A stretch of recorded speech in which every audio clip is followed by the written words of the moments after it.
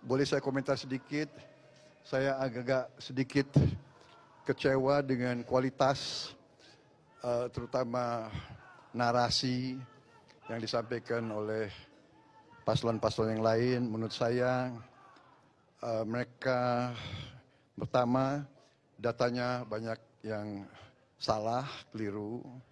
Kedua,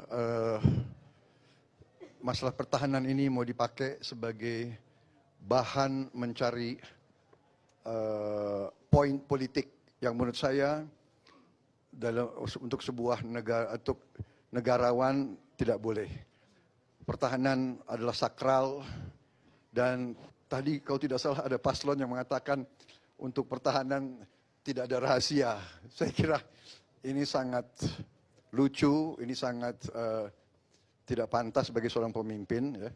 Justru masalah pertahanan, keamanan itu syarat dengan hal-hal rahasia.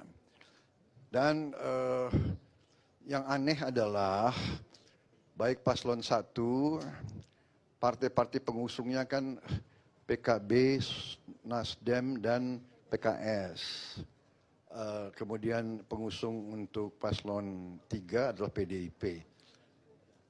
Dan P3, mereka semuanya ada dalam Komisi 1 DPR. Jadi semua masalah anggaran pertahanan dibahas di Komisi 1 DPR, diawasi, diperiksa bolak-balik dan disetujui. Jadi mereka setujui. Jadi aneh ya. Saya kira ini ini adalah teknik-teknik politik ingin mencari angka. Itu saya sampaikan. Yang pertama, kalau kita tujuannya mengabdi, kita harus memberi data yang benar. Jangan menyesatkan rakyat. Dan jangan provokasi dan jangan menghasut. Kedua, kita harus negarawan. Keselamatan bangsa di atas semua. Kita butuh kerukunan keselamatan. Jangan karena ambisi ingin jadi presiden, ingin jadi wakil presiden, seenaknya bicara, ya. Ini saya kira tidak pantas. Saya, ya terus terang aja saya agak kecewa. Tapi sudahlah, tidak apa-apa. Saya percaya dengan rakyat, kami di depan rakyat, rakyat yang punya akal, rakyat punya hati, rakyat yang akan menilai. Ya, saya kira demikian. Mengenai Palestina kita tegas, kita mendukung.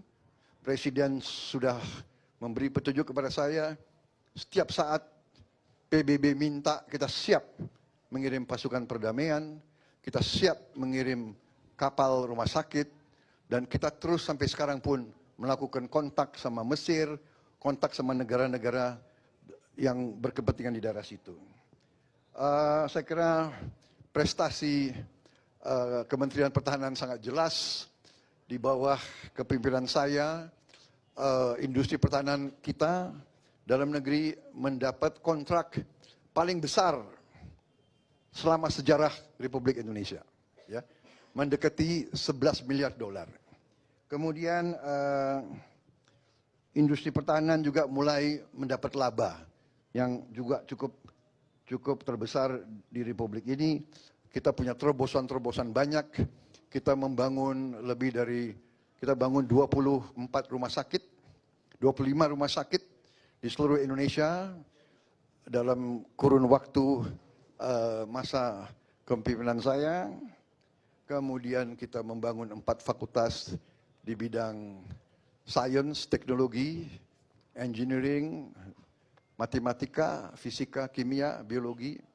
Kita punya terobosan-terobosan di bidang air, juga di bidang perbenihan, kemudian juga nanti di bidang inovasi pemukiman murah untuk rakyat kita. Jadi banyak sekali prestasi kita, dan masalah barang-barang bekas itu saya kira juga menyesatkan. Alat-alat perang itu usianya rata-rata 30 tahun. Yang penting adalah usia pakai, flying hours, sailing hours, dan tentunya kita ingin yang terbaik, kita ingin termodern, tapi kenyataannya kadang-kadang kita perlu untuk memiliki alat-alat menutupi kekurangan sekarang. Saya kira intinya itu yang ingin saya sampaikan.